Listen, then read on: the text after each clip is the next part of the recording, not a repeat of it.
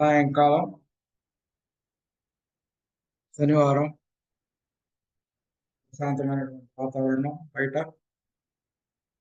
ఈ సమయంలో 10 నిమిషాల సేపు ధ్యానం చేసి మంచి విషయాన్ని గురించి మనందరం తెలుసుకోవడానికి ప్రయత్నిద్దాం. ముందుగా బ్రహ్మర్షి పితామహ పత్రిజీకి నా ఆత్మ ప్రణామాలు. మీ అందరకు నమస్సుమాంజలు. My dear friends, my dear masters and my dear gods. ఈరోజు మన టాపిక్ పేరు స్పిరిచువల్ వెయిట్ లాస్. తెలుగులో ఆధ్యాత్మికంగా బరువు తగ్గడం ఎలా.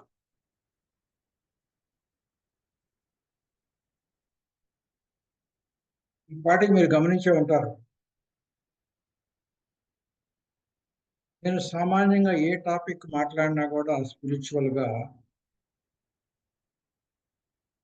దాన్ని ప్రాక్టికల్గా మన జీవితంలో అన్వయించుకోవడానికి వీలయ్యేటట్టుగా మాట్లాడతాం. థియరీ కాకుండా ప్రాక్టికల్గా. Theoretical spirituality may not be useful at this time of your, because you are all the youngsters, all working population. మీ లైఫ్లో స్పిరిచువాలిటీని ఏ రకంగా ప్రాక్టికల్గా మీ లైఫ్స్లో అప్లై చేస్తూ ఈ యొక్క నిత్య జీవన కార్యక్రమాలు కొనసాగిస్తూ ఆ స్పిరిచువల్ ప్రిన్సిపల్స్ని అప్లై చేస్తూ ఈ సాంఘిక జీవితం, భౌతిక జీవితాన్ని ముందుకు నడిపిస్తూ ఆధ్యాత్మిక ప్రయాణంలో కూడా ముందుకు వెళుతూ మీరు పెద్దవాళ్ళై తగిన సమయం వచ్చినప్పుడు, రిటైర్ అయినప్పుడు, ఈ యొక్క బాధ్యతలన్నీ కలిగినప్పుడు ఈ ప్రాక్టీస్ని మరింత వేగవంతం చేసుకోవటానికి ఉపయోగపడుతుంది. ఇప్పుడు ప్రాక్టికల్గా కనుక దాన్ని కనుక అన్వయించడానికి మీకు కొన్ని సలహాలు, సూచనలు ఇచ్చినప్పుడు ఆ ప్రయత్నమే ఈరోజు ఈ టాపిక్.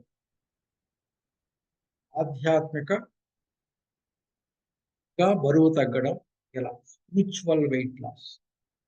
Very interesting topic. ఎందుకంటే మన అందరిలో వితౌట్ నో ఎక్సెప్షన్ బరువు తగ్గటానికి ప్రయత్నించినటువంటి వాళ్ళు సామాన్యంగా ఎవరు ఉండరు. ఏదో ఒక టైంలో జీవితంలో ఎప్పుడో ఒకప్పుడు కొంచెం బరువు తగ్గాలి అని చెప్పి అనుకొని ప్రయత్నించడం అనేది సహజం. కానీ సహజమే కాదు, బరువు తగ్గటం అనేది చాలా కష్టమైనటువంటి విషయం అని కూడా మనం అందరం తెలుసుకుంటాం. అంటే ఒకవేళ కష్టపడి తగ్గినా మళ్ళీ 5 ఏళ్లలో మళ్ళీ ఒరిజినల్ బరువుకు రావడం అనేది సైంటిఫికల్గా ప్రూవన్ ఫ్యాక్ట్. ఇది నార్మల్. ఎందుకంటే మామూలుగా మనం బలవంతంగా బరువు తగ్గితే అది జరుగుతుంది. అలా కాకుండా ఈ యొక్క టాపిక్ యొక్క అల్టిమేట్ గోల్ ఏంటంటే బరువు తగ్గడం ఎలా అనేది ఒక విషయం మాట్లాడుకుంటే, తగ్గిన బరువుని మళ్ళీ పెరగకుండా ఎలా మెయింటైన్ చేసుకోవచ్చు అనేటువంటి విషయాన్ని కూడా మనం మాట్లాడుకుంటాం. This is very important. బరువు తగ్గడం అనేది కష్టమే, కానీ అంత కష్టం కాదు. కానీ తగ్గిన బరువుగా చివరి వరకు మెయింటైన్ చేసుకోవడం అనేది చాలా కష్టమైనది. ఆ చాలా కష్టమైనటువంటి పనిని ఎలా సాధించవచ్చు అనేటువంటి విషయం ఈ టాపిక్ ఈరోజు మా టాక్ అయిపోయే లోపల మీకు ఆ సీక్రెట్ని భయపెట్టడానికి ప్రయత్నిస్తాను. చాలా టాపిక్ పెద్దది కాబట్టి ఈరోజు ఒక్క రోజులో నేను కంప్లీట్ చేయలేకపోవచ్చు. కాబట్టి ఈ రోజు అయితే మాత్రం మీకు యూస్ఫుల్గా ఒక ఇన్ఫర్మేషన్ ఇచ్చి next week actual physical weight loss అవ్వడానికి మనం ఏమేం చేయాలి, ఎలా పాల్గొనే విషయాన్ని నేను నెక్స్ట్ వీక్ డీటెయిల్గా మాట్లాడతాను. ఆ ఫిజికల్ వెయిట్ లాస్ స్టేజ్కి రావడం కోసం ముందుగా చేయాల్సిన హోంవర్క్ కొంత ఉంది. ఆ విషయాన్ని గురించి ఈరోజు మాట్లాడి ఫిజికల్ వెయిట్ లాస్కి మీకు ప్రిపేర్ చేస్తాను. అది నా ప్రయత్నం ఈరోజు. ఓకే, టాపిక్లోకి వెళ్ళిపోదాం. అసలు నేను ఎవరైనా మీ అందరినీ ఒక ప్రశ్న అడిగితే అసలు మీరు బరువు ఎందుకు తగ్గాలనుకుంటున్నారు, వెయిట్ లాస్ వల్ల ఉపయోగం ఏంటి, తగ్గకపోతే ఏమవుతుంది అన్నప్పుడు మొట్టమొదటి వచ్చేటువంటి సమాధానం ఏంటంటే, నేను ఆరోగ్యంగా ఉండాలనుకుంటున్నాను కాబట్టి నేను బరువు తగ్గాలనుకుంటున్నాను. అందంగా ఉండాలనుకోవడం అనేది సెకండరీ. బరువు తగ్గితే అందంగా ఉంటాం, అది సెకండరీ. కానీ మొట్టమొదటి వచ్చేటటువంటి సమాధానం ఏంటంటే, ఆరోగ్యంగా ఉండటం కోసం నేను బరువు తగ్గుతున్నాను.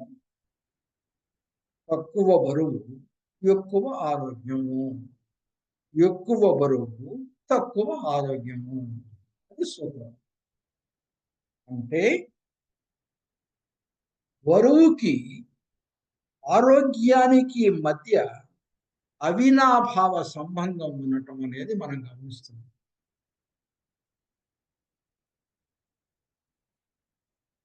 అంటే బోత్ ఆర్ ఒకదాని మీద ఒకటి ఆధారపడి ఉంటుంది, ఇంటర్ డిపెండెంట్. బరువుకి ఆరోగ్యం అనేది బరువు మీద ఆధారపడి ఉంటుంది, inter dependent, inter related also. బరువు అనేది ఆరోగ్యంతో ఎప్పుడు కూడా సంబంధం కలిగి ఉంటుంది అనే విషయం నగ్న సత్యం. అందుకని మనం వెయిట్ల గురించి మాట్లాడుకునే పోయే ముందు దానికి సంబంధమైనటువంటి హెల్త్ని గురించి కొంచెం సేపు చర్చించుకోవాల్సి ఉంటుంది. హెల్త్ని గురించి, ఆరోగ్యాన్ని గురించి మనం ఒక 2 నిమిషాలు మాట్లాడుకొని అప్పుడు మనం బరువులో గడిపవచ్చు. అసలు ఆరోగ్యం అంటే ఏమిటి? ఆరోగ్యం అంటే ఏమిటి? సామాన్యంగా మనం ఏమనుకుంటాం, ఏమీ జబ్బులు లేకుండా కనుకుంటే అదే ఆరోగ్యము. అది మనం ఆరోగ్యానికి ఇచ్చేటటువంటి నిర్వచనం. మనందరం ఏమీ జబ్బులు లేకుండా కనుకుంటే ఆరోగ్యము. మనం ప్రతి సంవత్సరం ఒకసారి డాక్టర్ దగ్గరికి వెళ్తాం, జనరల్ చెకప్. వెళ్ళంగానే ఆయన ఒక 3 ట్యూబులు బ్లడ్ తీసుకుంటాడు, ఒక ఎక్స్రే తీస్తాడు, ఒక ఈకేజీ తీస్తాడు. ఆ బ్లడ్ టెస్టులు అన్నీ చూస్తాడు. Diabetes normal, blood sugar, kidneys బాగుంది, లివర్ ఫంక్షన్ బాగుంది, చెస్ట్ ఎక్స్రే లంగ్స్ బాగున్నాయి, లంగ్స్లో ఏం జబ్బు లేదు, ఈకేజీ హార్ట్లో ఏ ప్రాబ్లం లేదు.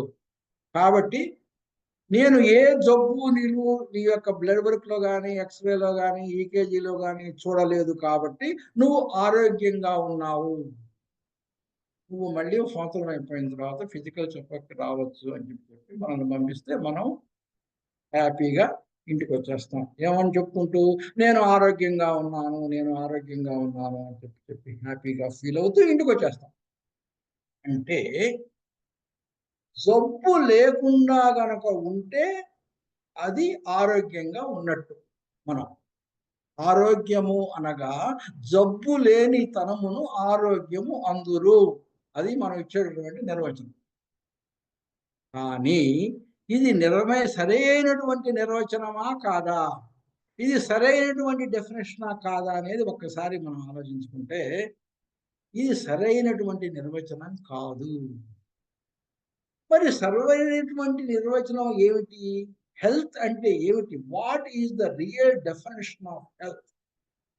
హెల్త్ యొక్క నిజమైనటువంటి నిర్వచనం, ఆరోగ్యం యొక్క నిజమైనటువంటి నిర్వచనం ఎవరు, ఏంటి, అసలు ఎవరిస్తారు, ఎవరిచ్చినటువంటి నిర్వచనము కరెక్టు అని ఆలోచిస్తే వరల్డ్ హెల్త్ ఆర్గనైజేషన్ అని ఒక ప్రాపంచిక సంస్థ ఉన్నది. ప్రపంచంలో ఉన్నటువంటి అన్ని దేశాలు దాంట్లో మెంబర్షిప్ని కలిగి ఉంటాయి. ప్రపంచ ఆరోగ్య వ్యవస్థ జెనీవాలో ఉంటుంది. అది headquarters of world health organization. అది అందరినీ కూర్చోబెట్టి ఒక డెఫినేషన్ తయారు చేసింది. అది హెల్త్ అంటే ఏమిటి అని ఒక డెఫినేషన్. ఆ డెఫినేషన్లో హెల్త్ అనేది ఏం చెప్పిందంటే క్లియర్గా చెప్పింది, జబ్బు లేకపోవటము అనేది ఆరోగ్యంకి కంప్లీట్ నిర్వచనం కాదు. జబ్బు లేకపోవటం అనేది ఆరోగ్యం యొక్క నిర్వచనంలో ఒక భాగం మాత్రమే. ఇంకా ఆరోగ్యంగా ఉన్నాడు అని చెప్పటానికి జస్ట్ జబ్బు లేకపోవటమే కాకుండా ఇంకా కొన్ని ఉండాలి. అప్పుడే ఆరోగ్యం అనేటువంటి నిర్వచనము పూర్తవుతుంది అని చెప్పి ఏమేమిటి అవి అంటే, ఇంగ్లీష్లో ఆ డెఫినేషన్ ఏంటంటే, health is a state of physical wellbeing, social wellbeing and community wellbeing. Physical well-being, mental well-being, social well-being, and not just merely absence of disease. ఇది ఇంగ్లీష్లో వరల్డ్ హెల్త్ ఆర్గనైజేషన్ ఇచ్చినటువంటి డెఫినేషన్. అయితే కొంతమంది చాలా దేశాలు, చాలా ఆధ్యాత్మిక సంస్థలు వరల్డ్ హెల్త్ ఆర్గనైజేషన్ తోటి అప్లికేషన్స్ పెట్టుకున్నాయి. కేవలము physical wellbeing, mental wellbeing, social వెల్బీయింగే కాదు, ఇంకొక అంశాన్ని కూడా మీరు ఆ యొక్క నిర్వచనంలో చేర్చాలి అని చెప్పి చాలా రోజులుగా వివిధ సంస్థలు, వివిధ దేశాలు ప్రయత్నిస్తున్నాయి. ఇవాళ రేపు ఆ అంశం కూడా ఆ డెఫినేషన్లో చేర్చాలి అని చెప్పి అనుకుంటున్నారు WHO వాళ్ళు. ఏమిటి ఆ అంశము అంటే ఆధ్యాత్మిక, స్పిరిచువల్ హెల్త్, ఆధ్యాత్మిక ఆరోగ్యము. అది గనక యాడ్ చేస్తే this is the total definition of health. ఏంటది? Health is a state of physical well, mental, social and spiritual well-being, and not just merely absence of disease. అంటే తెలుగులో ఆరోగ్యము అంటే భౌతికంగా బాగా ఉండడము, ఫిజికల్ వెల్నెస్, అదొక్కటి మాత్రమే కాదు. మెంటల్గా వెల్నెస్ అంటే మానసికమైనటువంటి ఆరోగ్యాన్ని కలిగి ఉండడం. సోషల్ వెల్బీయింగ్ అంటే ప్రాపంచికమైనటువంటి సంబంధాలు, మానవ సంబంధాలు, relationship with your wife, with your children, with your neighbour, with your brothers, with your family, with your father, your mother. ఇటువంటి వాటి కూడా రిలేషన్షిప్ కూడా health, social wellbeing and also ఆధ్యాత్మికమైనటువంటి ఆరోగ్యాన్ని కూడా కలిగి ఉండటము నిజమైనటువంటి ఆరోగ్యమైనటువంటి నిర్వచనము. నాట్ జస్ట్ జబ్బు లేకుండా ఉండటం మాత్రమే కాదు అని చెప్పి వరల్డ్ హెల్త్ ఆర్గనైజేషన్ ఆరోగ్యాన్ని గురించి ఒక నిర్వచనం చెప్పి, మళ్ళీ చెప్తాను నిర్వచనం. ఆరోగ్యము అనేది భౌతికమైనటువంటి ఆరోగ్యంగా ఉండటము, మెంటల్ మానసికమైనగా ఆరోగ్యంగా ఉండటం, ప్రాపంచికంగా ఉన్నటువంటి సత్సంబంధాలలో కూడా ఆరోగ్యంగా ఉండడం, ఆధ్యాత్మికంగా ఆరోగ్యంగా ఉండటము, అంతేకాని కేవలము ఒక రోగము లేకుండా ఉంటే అది ఆరోగ్యము కాదు అని చెప్పి తెలుగులో world health organization definition. Now we are coming to our subject, weight. ఎందుకు? హెల్త్కి వెయిట్కి చాలా దగ్గర రిలేషన్షిప్ ఉంది కాబట్టి ముందు హెల్త్ గురించి మాట్లాడుకున్నాము, ఇప్పుడు మనం వెయిట్ని గురించి మాట్లాడుతున్నాం. మనం మామూలుగా వెయిట్ ఏమనుకుంటాము? మన బాడీ వెయిట్నే వెయిట్ అనుకుంటాం. వెళ్తాము, స్కేల్ మీద నుంచుంటాము, ఇన్ని పౌండ్స్లో చూసుకొని దట్ ఈజ్ మై వెయిట్ అని చెప్పి ఏ విధంగా మనం డాక్టర్ దగ్గరికి వెళ్ళి మన ఆరోగ్యం ఫిజికల్గా కనుక ఏ జబ్బులు లేకపోతే నేను ఆరోగ్యంగా ఉన్నాను అని చెప్పి నీకు నువ్వు ఎలా ప్రకటించుకుంటావో అదే విధంగా భౌతికమైనటువంటి నీ బరువు నీకు తెలిసిన తర్వాత ఇదే నా బరువు, ఇదే నా వెయిట్ అని చెప్పి నీ వెయిట్ని నువ్వు నిర్ణయించుకొని ప్రకటిస్తావు. కానీ ఆరోగ్యపరంగా గనక వరల్డ్ హెల్త్ ఆర్గనైజేషన్ యొక్క డెఫినేషన్కి వెళితే కేవలము డిసీజ్ లేకపోతేనే కాదు, మళ్ళీ 3 రకాలైనటువంటి అంశాలు చెప్పారు నువ్వు పూర్తిగా ఆరోగ్యంగా ఉండాలి అని ప్రకటించుకోవాలనుకున్నప్పుడు. ఏమిటవి? మానసికమైనటువంటి ఆరోగ్యము, ప్రాపంచికమైనటువంటి సత్సంబంధాలకు సంబంధించినటువంటి ఆరోగ్యము, ఆధ్యాత్మికమైనటువంటి ఆరోగ్యము. ఈ 4 అంశాలు కలిస్తేనే నువ్వు ఆరోగ్యంగా ఉన్నట్టుగా చెప్పినట్టుగానే మనలో కూడా కేవలము భౌతికమైనటువంటి బరువు మాత్రమే కాకుండా ఇంకా 3 రకాలైనటువంటి బరువులు, 3 kinds of weight are present other than your physical body weight. Called deep thinking. This is called out of box thinking. This is called open mindedness thinking. ఆలోచించాలి. మనం ఆధ్యాత్మిక యొక్క ప్రయాణంలో ముందుకెళ్ళాలి అంటే విభూఢమైనటువంటి విషయాల గురించి పరిశోధన చేసినప్పుడు మనకి కొన్ని నగ్న సత్యాలు బయటపడతాయి.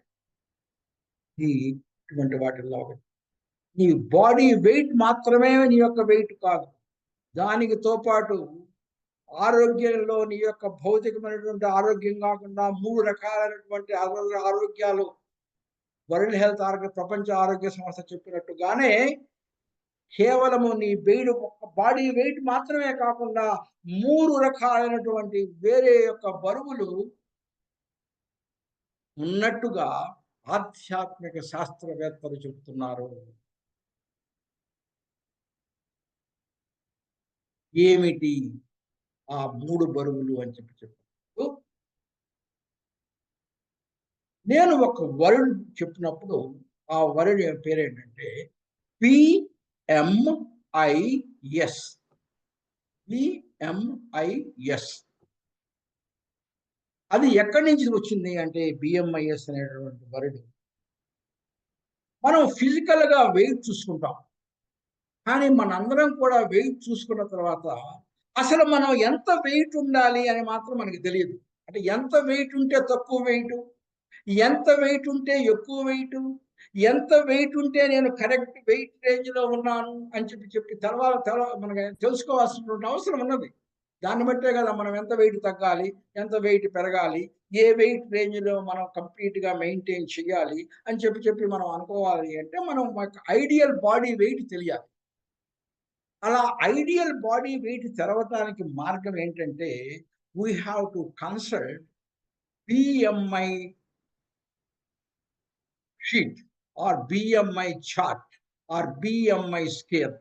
BMI అంటే ఏంటంటే బాడీ మెటబాలిక్ ఇండెక్స్, ఎస్ అంటే షీటు, లేకపోతే స్కేలు. ఈ BMIS మన గూగుల్కి వెళ్తే దొరుకుతుంది BMIS. దాంట్లో ఏముంటుంది? ఒకవైపు మన హైట్ ఉంటుంది, ఒక X-యాక్సిస్లో మన వెయిట్ ఉంటుంది, Y-యాక్సిస్లో మన హైట్ ఉంటుంది. ప్రతి హైట్కి ప్రతి వెయిట్కి వాళ్ళు ఒక ఫార్ములా ద్వారా బిఎంఐ అనేటటువంటి దాన్ని క్యాలిక్యులేట్ చేసి నెంబర్స్లో ఆ చార్ట్లో పెడతారు. మనం ఏం చేయాలి? మనం ఎంత హైట్ ఉన్నాము అని చెప్పి వస్తాం. పైనుంచి ఎంత వెయిట్ ఉన్నాము అని చెప్పి పైనుంచి వస్తాం.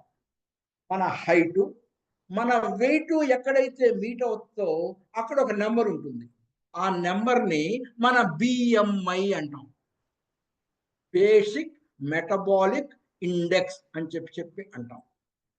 అది నార్మల్గా ఎంత ఉండాలి అంటే 19 నుంచి 25 మధ్యలో కనుక ఉంటే అది ideal body wait.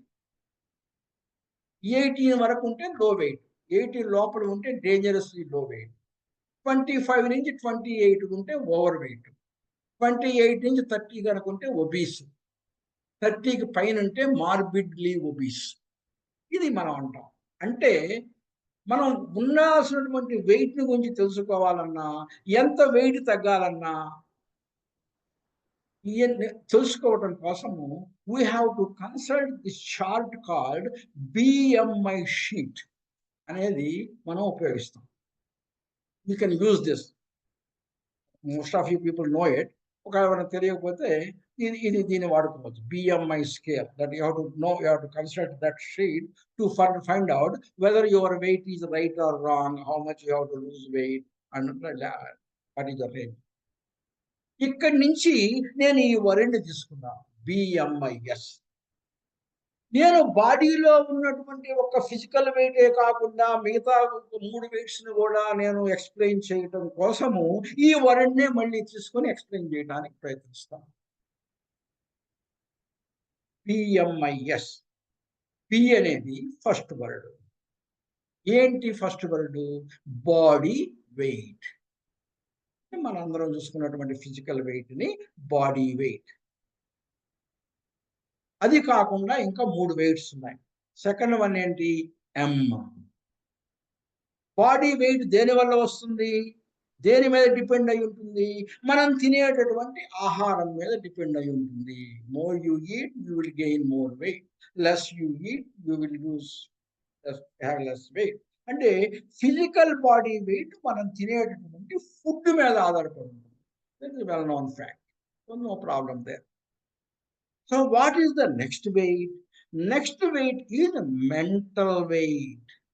Next weight is called mental weight. Mind weight. మానసికమైనటువంటి బరువు. ఇది దేని మీద ఆధారపడి ఉంటుంది? శరీరం బెరుకేమో ఫుడ్ మీద ఆధారపడి ఉంటుంది. మెంటల్ వెయిట్, మానసిక వెయిట్, మైండ్ వెయిట్ దేని మీద ఆధారపడి ఉంటుంది? థాట్స్ మీద ఆధారపడి ఉంటుంది, ఆలోచనల మీద ఆధారపడి ఉంటుంది.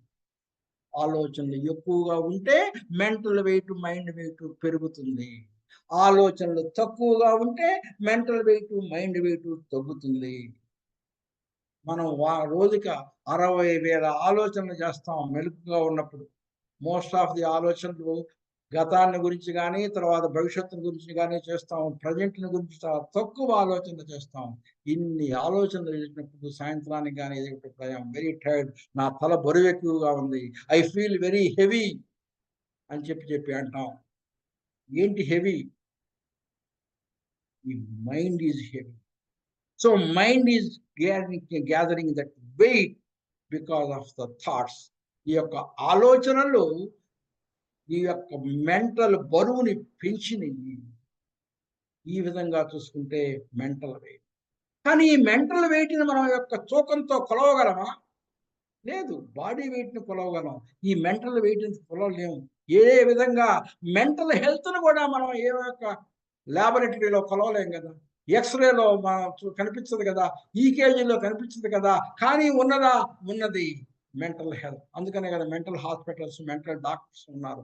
అట్లనే మెంటల్ వెయిట్ అనేది కనిపించకపోయినా కూడా మెంటల్ వెయిట్ అనేది ఉన్నది. You feel every day. మీరు చెప్తావు, నువ్వు నాకు భారంగా ఉంది, ఇదిగా నాకు బరువుగా ఉంది, తల బరువుగా ఉంది అని చెప్పి అంటాం.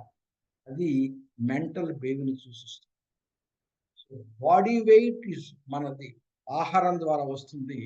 Mind weight or mental weight ఆలోచనల ద్వారా వస్తుంది, పిఎం.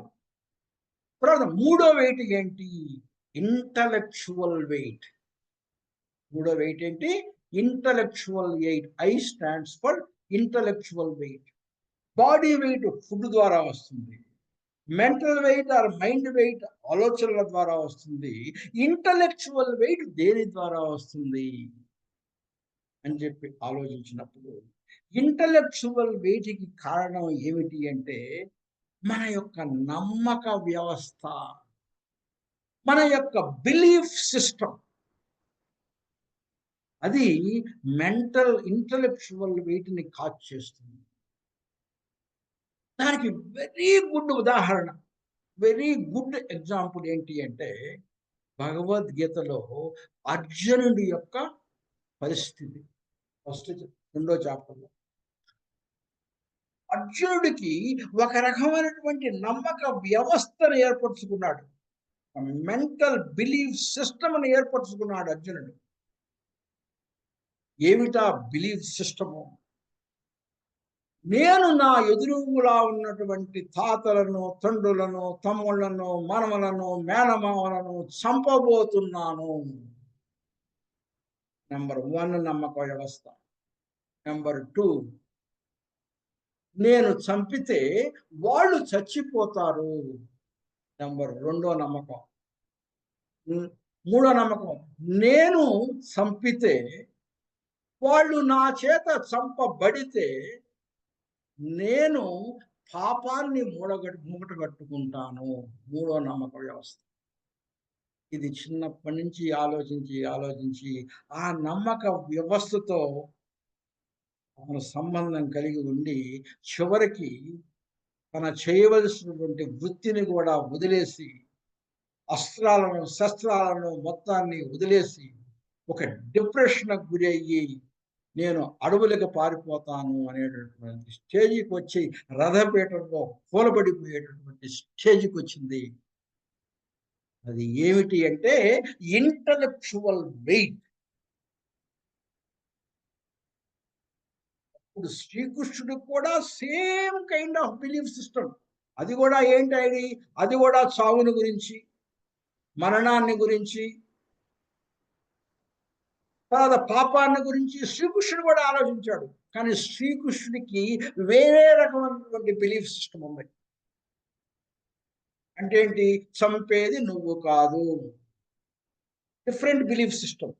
చనిపోయేది వాళ్ళు కాదు, డిఫరెంట్ బిలీఫ్ సిస్టమ్. అసలు మరణము అనేది ఆత్మకి లేదు, అసలు చావు అనేదే లేదు అనేది శ్రీకృష్ణుడి యొక్క belief system. Different belief systems. అందువల్ల ఏమైంది? ఈ అర్జునుడు, కృష్ణుడు ఈ బిలీఫ్ సిస్టమ్ని గీత ద్వారా అర్జునుడిలోకి ప్రవేశపెట్టిన తర్వాత అర్జునుడి యొక్క వెయిట్ తగ్గిపోయింది. ఈ fought the war at the end of the Bhagavad Gita. ఓ ఈ రకంగా నమ్మక వ్యవస్థ ద్వారా కూడా మనకి ఒక వెయిట్ అనేది మనలో ఉంటుంది. అది మనము తూకం ద్వారా మెజర్ చేయలేకపోయినా కూడా ఏ రకంగా మన మెంటల్ ఆరోగ్యం లాగా. కాబట్టి ఇంటలెక్చువల్ వెయిట్ అనేది కూడా మనలో ఉంటుంది.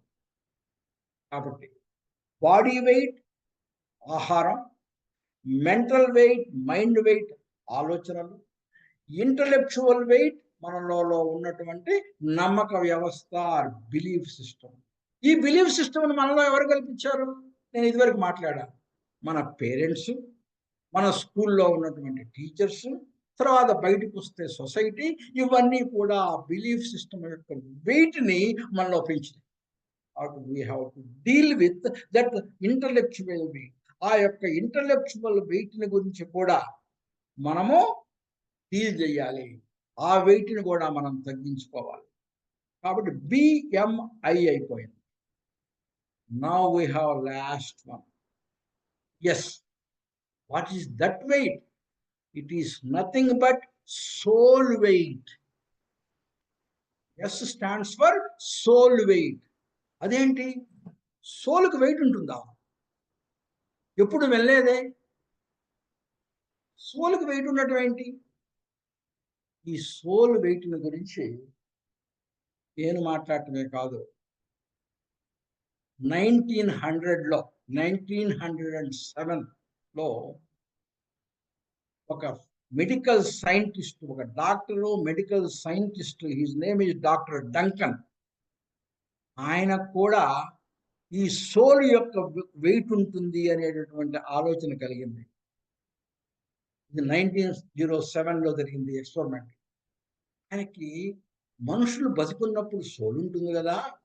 చనిపోయిన తర్వాత సోల్ బయటికెళ్ళిపోతుంది గదా! కాబట్టి బయటికెళ్ళినప్పుడు ఆ సోల్ వెయిటు ఆ బాడీలో తగ్గాలి గదా! కాబట్టి నేను ఆ రకం ఒక ఎక్స్పెరిమెంట్‌ని చేసి ఆ సోల్ వెయిట్‌ని నేను కనుక్కుంటాను అని చెప్పి స్టార్ట్ చేశాడు ఒక ఎక్స్పెరిమెంట్. ఆయన ఒక హాస్పైస్ వెళ్ళాడు. హాస్పైస్ అంటే ఏంటంటే టెర్మినల్లీ ఇల్ పేషెంట్స్, ఇంక కొన్ని రోజుల్లో చచ్చిపోతారు అన్నటువంటి పేషెంట్స్‌కి ట్రీట్మెంట్స్ అంతా ఆపేసేసి జస్ట్ కంఫర్ట్ కేర్ ఇస్తూ everybody knows that 10 or 15 days they will die. అది ఒక దీంట్లో పెడతారు. హాస్పైస్ అంటారు. అమెరికాలో ఉంటుంది. మన ఇండియాలో ఉండదు. They are sure to die within few days with no treatment and just comfort care. నొప్పొస్తే కొంచెం పెయిన్ మెడిసిన్ ఇస్తారు అంతే. అక్కడికి వెళ్ళి ఒక స్పెషల్ స్కేల్ ఒకటి తయారు చేసి కొంతమందిని ఆ స్కేల్స్ మీద పడుకోబెట్టి కంటిన్యూస్‌గా వెయిట్ మానిటర్ చేసేవాడు. చేసి వాళ్ళకి ఈకేజీ, పారామీటర్స్ అన్నీ గూడా కనెక్ట్ చేశాడు. చేసి జస్ట్ ఎందుకంటే మనిషి చనిపోగానే ఏమవుతుందంటే ఈకేజీ ఫ్లాట్ అయిపోతుంది. మన సినిమాలో చూపిస్తారు. ఫ్లాట్ ఈకేజీ ఉంటే చనిపోయినట్టు. అటు ఇటు కనుకుంటే బతికున్నట్టు. కాబట్టి జస్ట్ చనిపోబోయేటటువంటి ముందు వెయిట్ రికార్డ్ చేశాడు. చనిపోయిన ఇమ్మీడియేట్‌గా అంటే ఈకేజీ ఫ్లాట్ లైన్ రాంగానే వెంటనే వెయిట్ రికార్డ్ చేశాడు. చేస్తే ముందుకి, తర్వాతకి ఉన్నటువంటి వెయిట్ ఎంతంటే 21 గ్రామ్స్. దాదాపు అందరిలో అతను టెస్ట్ చేసుకున్న వాళ్ళందరిలో అట్నే వచ్చింది. అప్పుడు he published a paper. Soul యొక్క వెయిట్ 21 గ్రాములు అని చెప్పి పేపర్ పబ్లిష్ చేశాడు. You can all Google it. Soul weight 12 గ్రాములు, 21 గ్రాములు. But it cannot stand in the discussion in the scientific field. Scientific దీంట్లో ఫోరంలో అది సక్సెస్ కాలేదు. ప్రూవ్ చేయలేకపోయాడు. ఎందుకంటే సోల్‌నే ప్రూవ్ చేయాలి కదా ముందు. సోల్‌ని ప్రూవ్ చేస్తే తర్వాత సోల్ వెయిట్‌ని ప్రూవ్ చేయొచ్చు. But soul cannot be proved scientifically, but it could not withstand. కాకపోతే ఔట్ ఆఫ్ ఇన్ఫర్మేషన్ మీకు ఈ విషయం చెప్తున్నాను. అంటే సోల్‌కి కూడా వెయిట్ ఉండేటటువంటి అవకాశం ఉన్నది అని చెప్పటానికి నేను జస్ట్ చెప్పాను. ఇప్పుడు మనము ఈ సోల్ వెయిట్ అంటే ఏమిటి? నేను ఎందుకు సోల్ వెయిట్ గురించి మాట్లాడాననేటువంటి విషయం ఇప్పుడు మీకు చెప్పబోతున్నాను. సోల్ వెయిట్‌ని గురించి చెప్పాలంటే సోల్ సైన్స్‌ని గురించి ఒక 2 నిమిషాలు మనం మాట్లాడుకుందాం. ఏమిటి ఆ సోల్ సైన్స్ అంటే మనకు 2 సోల్స్ తెలుసు. Absolute soul and individual soul. పరమాత్మ, జీవాత్మ. పరమాత్మ అంటే universal soul. That's what we call it as a universe. దేవుడు అంటాం పరమాత్మ. మనలో ఏముంటుంది? జీవాత్మ. అంటే మనలో ఉండేటువంటి individual soul. What is the difference between absolute soul and the individual soul? Individual soul is nothing but a small fraction or a component of the absolute soul. అంటే పరమాత్మలో ఉన్నటువంటి ఒక చిన్న అంశ జీవాత్మ. అదే కదా జీవాత్మ. అది వచ్చి తర్వాత మోక్షము అనేటువంటి ఈ జీవాత్మ వెళ్ళి పరమాత్మలో చేరితే అది మోక్షము, కైవల్యము వాటెవర్. అయితే ఈ జీవాత్మ పరమాత్మలో నుంచి బయటకు వచ్చిన తర్వాత మనలో చేరిన తర్వాత ఈ జీవాత్మకి పరమాత్మకి తేడా ఏంటి? కేవలం పరమాత్మలో ఏమైతే ఉంటుందో జీవాత్మలో అదే ఉంటుందా? ఇంకా ఏదన్నా ఎక్స్ట్రా వెయిట్, ఎక్స్ట్రా ఏమన్నా క్యారీ చేస్తుందా ఈ జీవాత్మ అని చెప్పి ఆలోచించినప్పుడు ఎక్స్ట్రా సర్టన్ థింగ్స్‌ని క్యారీ చేస్తుంది జీవాత్మ అనేది. అప్పుడే అది ఆ థింగ్స్ ఉంటేనే అది జీవాత్మగా మారుతుంది. లేకపోతే పరమాత్మలోనే ఉంటుంది. ఏమిటి ఆ ఎక్స్‌ట్రా థింగ్స్ అంటే మన వాసనలు, మన గత జన్మ జ్ఞాపకాలు, మనలో ఉండేటటువంటి గుణాలు, సత్వ, రజ, తమో గుణాలు, వీటన్నిటి యొక్క ఒక మేఘం మన యొక్క జీవాత్మ చుట్టూ మాస్ లాగా ఉంటుంది. ఆ యొక్క మేఘం, వాసనల యొక్క మేఘం, గత జన్మ జ్ఞాపకాల యొక్క మేఘం, మన గుణాల యొక్క సముదాయం, ఇవన్నీ జీవాత్మ చుట్టూ ఒక మేఘంగా ఏర్పడి ఆ యొక్క జీవాత్మ యొక్క బరువుకి కారణమవుతాయి. దాన్ని మనము సోల్ వెయిట్ అంటాము. కాబట్టి సోల్ ఆల్సో క్యారీస్ ఏ వెయిట్. ఏమిటి అవి?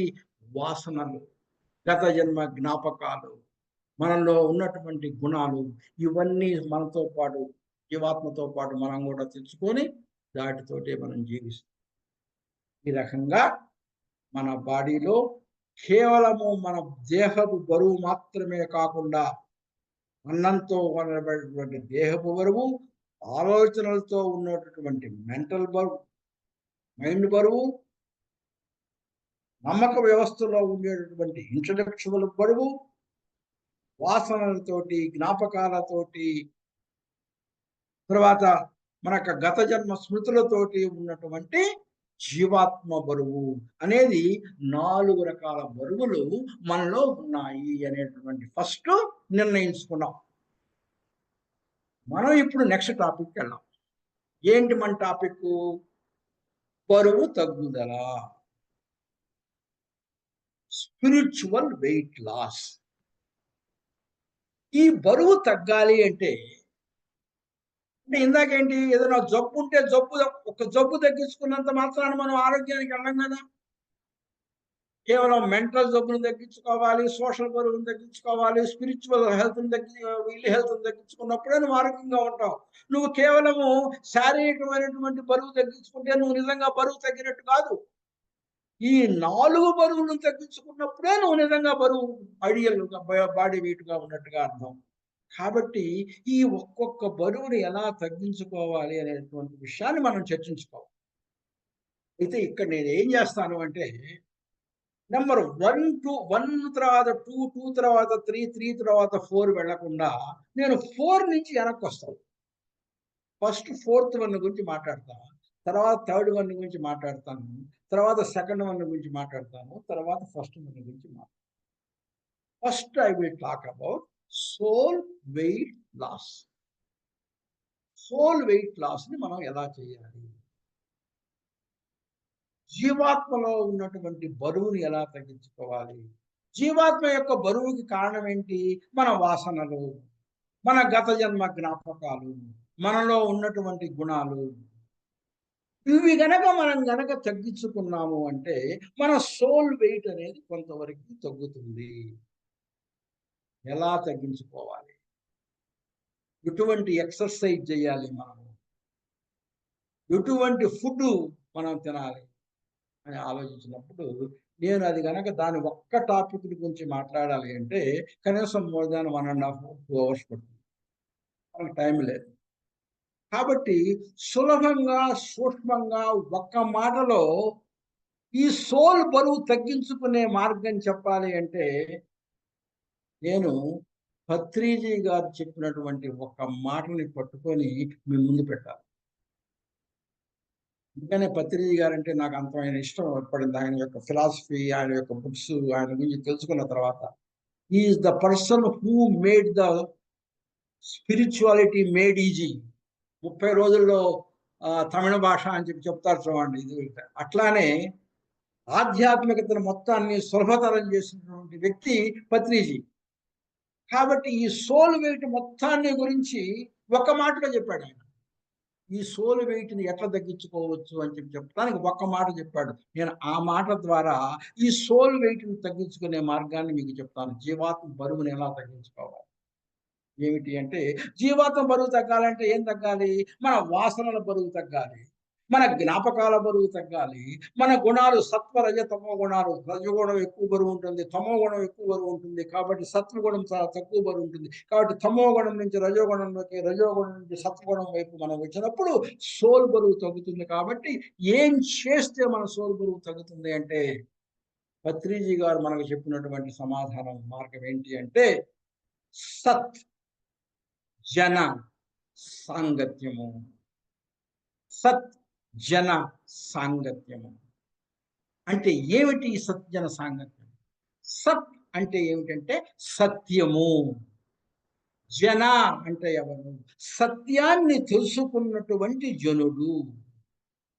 సాంగత్యము వాళ్ళతోటి సహచరంగా మెలగటము. అంటే సత్యాన్ని తెలుసుకున్నటువంటి వాళ్ళతో కలిసిమెలిసి ఉంటూ మనం గనక వాళ్ళతోటి గనక మనం ఎక్కువ కాలం గడిపినట్లయితే మనలో ఉన్నటువంటి అజ్ఞానము తొలగి ఆ సత్యం మనకు కూడా వెంటబడుతుంది. వాళ్ళతో ఉన్నటువంటి మాటలతోటి, వాళ్ళ చేతలతోటి మనం కూడా మనకు అలవడుతుంది. కాబట్టి మనం కూడా సత్యాన్ని తెలుసుకుంటాము. గ్రాడ్యువల్‌గా మనలో ఉన్నటువంటి వాసనలను గాని, గత జన్మలను గాని మనం పోగొట్టుకుంటాము. అని చెప్పి సత్ జన సాంగత్యం అంటే ఎవరైనా స్వామీజీతోటి గాని, తర్వాత పత్రిజీ డివోటీస్‌గా ఉండి పత్రిజీ చేయటం గాని, కాబట్టి ఇటువంటి మంచి మంచి వాళ్ళతో పక్కన సరసన కూర్చొని మనం స్పెండ్ చేయటం అనేది వెరీ ఇంపార్టెంట్. అందుకని సత్ జన సాంగత్యం. సత్యాన్ని తెలుసుకున్నటువంటి వాళ్ళతోటి సాంగత్యము. అది ఒక భాష. సత్ జన సాంగత్యము. ఇంకొక అర్థం ఏమొస్తుందంటే సత్జన సాంగత్యము అంటే, సత్ అంటే సత్వగుణము. జన అంటే సత్వగుణము ఎక్కువగా ఉన్నటువంటి జనులతో సాంగత్యము, కలిసిమెలిసి ఉండటము. అంటే సత్వాన్ని ఎక్కువగా కలిగినటువంటి జనులతో సహచర్యము చేస్తే నీలో ఉన్నటువంటి తమోగుణము, రజోగుణము తగ్గి సత్వగుణము పెరుగుతుంది. నీలో ఉన్నటువంటి ఆధ్యాత్మిక బరువు లేకపోతే నీకున్నటువంటి సోల్ వెయిట్‌ని ఆ రకంగా తగ్గించుకోవచ్చు. కాబట్టి ది బెస్ట్ వే సోల్ వెయిట్‌ని తగ్గించుకునేటటువంటి పద్ధతి సత్ జన సాంగత్యము. ఇప్పుడు సెకండ్ వెయిట్‌కొస్తున్నా. ఇంటలెక్చువల్ వెయిట్‌ని ఎలా తగ్గించుకోవాలి? ఈ నమ్మక వ్యవస్థకు సంబంధించినటువంటి బరువుని మనం ఎలా తగ్గించుకోవాలి? ఇది కూడా నేను మాట్లాడటం మొదలుపెడితే ఒక 1 అవర్, 2 అవర్స్ పడుతుంది. కానీ మనం గురువు గారైనటువంటి బ్రహ్మర్షి పత్రిజీ గారు ఒక్క వరుడులో ఈ యొక్క ఇంటలెక్చువల్ వెయిట్, ఈ నమ్మక వ్యవస్థ అనేటువంటి బరువును తగ్గించడం కోసము మనకి ఒక్క సెంటెన్స్ లో he made the spirituality very easy. 30 రోజుల్లో తమిళ భాషలాగా ఒక్క వరుడులో ఆధ్యాత్మిక పరిజ్ఞానాన్ని మనకి వివరించారు. ఏమిటి అది అంటే స్వ అధ్యాయము. స్వ అధ్యాయము. ఎగైన్ దీనికి 2 మీనింగ్స్ ఉన్నాయి. స్వ అధ్యాయము అంటే ఏమిటి అంటే నువ్వు మంచి మంచి బుక్స్ అంటే భగవద్గీత కానీ, ఉపనిషత్తులు కానీ ఇటువంటి ఆధ్యాత్మిక శాస్త్రాలు చదువుకొని నువ్వు చదువుకున్నప్పుడు నీలో ఉన్నటువంటి నమ్మక వ్యవస్థను ఆ బుక్స్ ద్వారా నువ్వు నేర్చుకున్నటువంటి నమ్మక వ్యవస్థతో కంపేర్ చేస్తూ నువ్వు ఎప్పటికప్పుడు ఈ నమ్మక వ్యవస్థను నిన్ను ఆత్మ పరిశీలన చేసుకుంటూ ఇన్నర్ జర్నీ చేసుకుంటూ నీ యొక్క నమ్మక వ్యవస్థను మార్చుకుంటూ ముందుకు ఎదిగితే నీలో ఆ ఇంటలెక్చువల్ బరువు అనేది గ్రాడ్యువల్ గా తగ్గుతుంది. తర్వాత స్వ అధ్యాయము అంటే ఇంకోటి ఏంటంటే స్వ అంటే నేను, అధ్యాయము అంటే ఏమిటి? చదవటము. నన్ను నేను చదువుకోవాలి. You have to study your self. అంటే ఆత్మావలోకనం చేసుకో, ఆత్మ పరిశీలన చేసుకోవటం.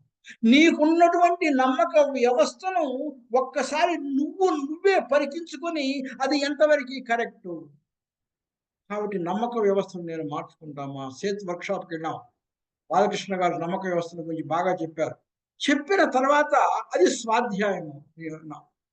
ఇంటికి వచ్చిన తర్వాత మనం ఏం చేయాలి? స్వాధ్యాయం.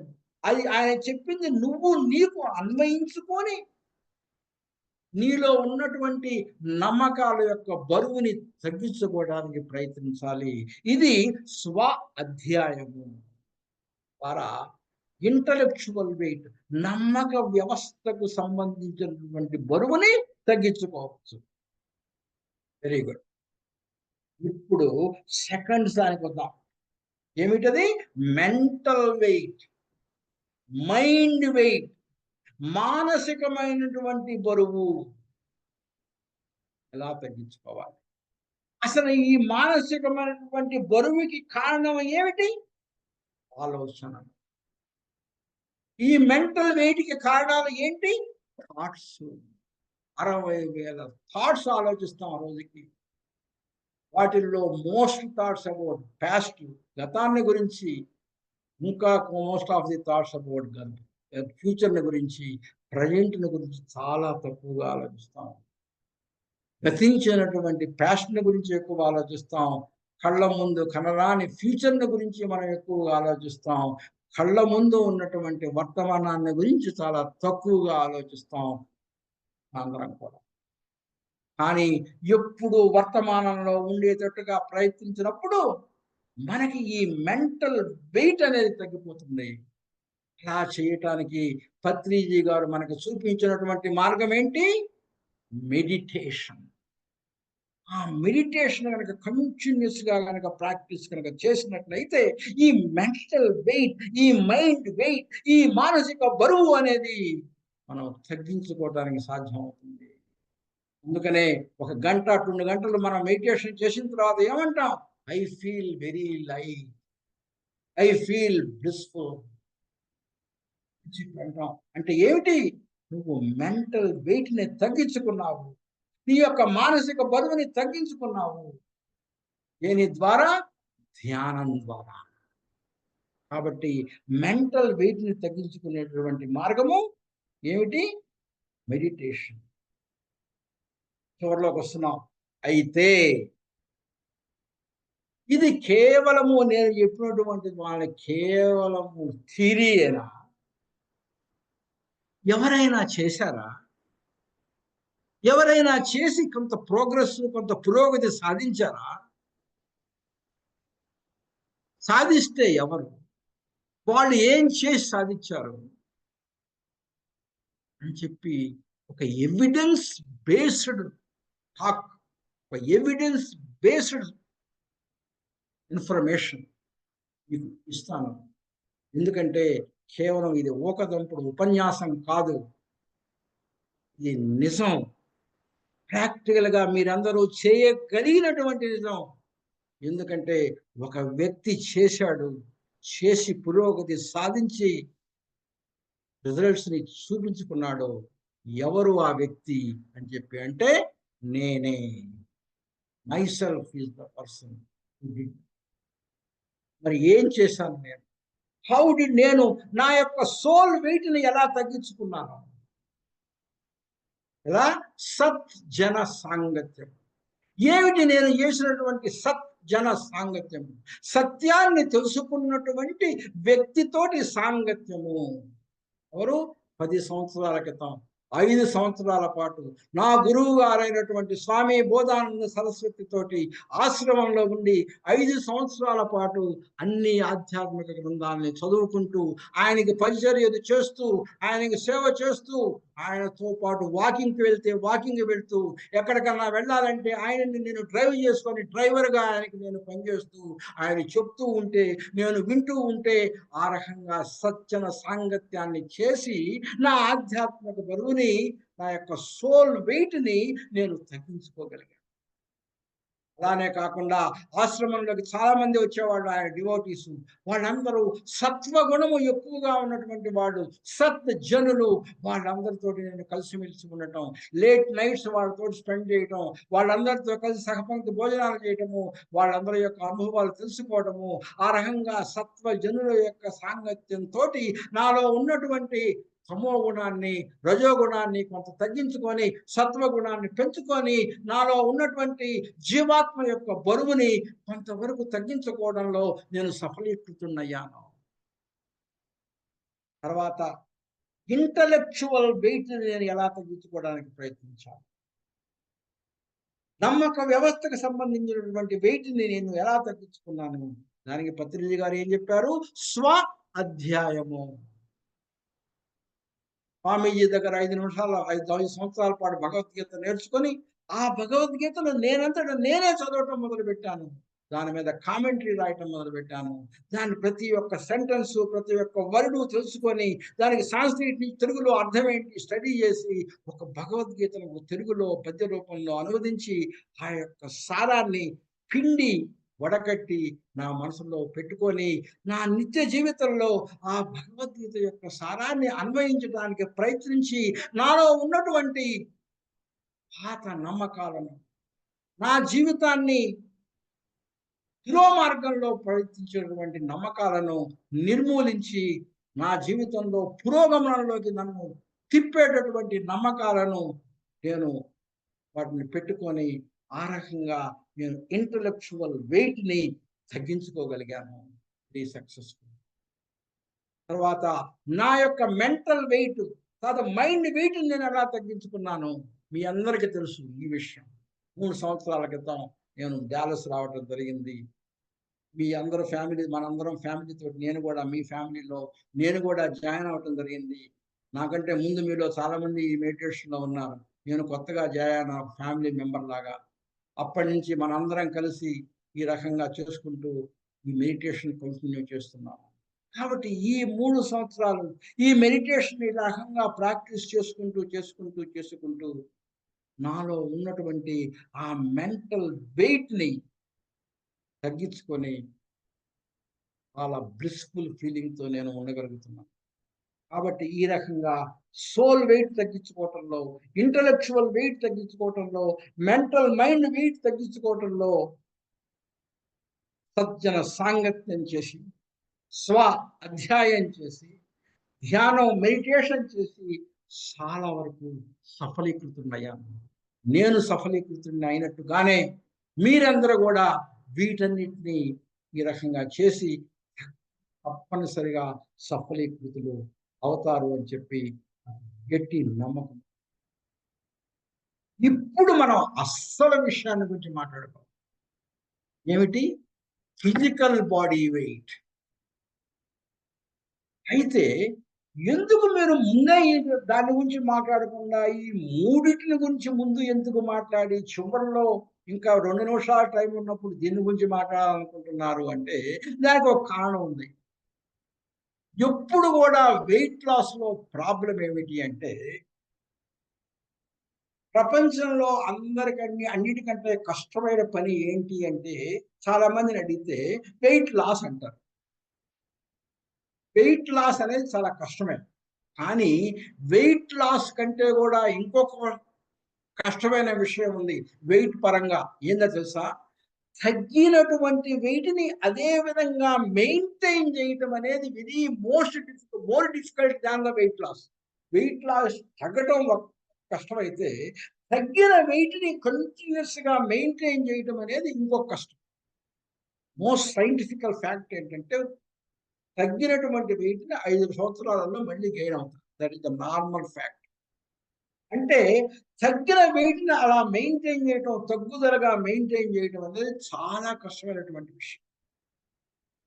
వెయిట్ తగ్గొచ్చు, కానీ మెయింటైన్ చేయటం, తగ్గిన వెయిట్‌ని మెయింటైన్ చేయటం చాలా కష్టం.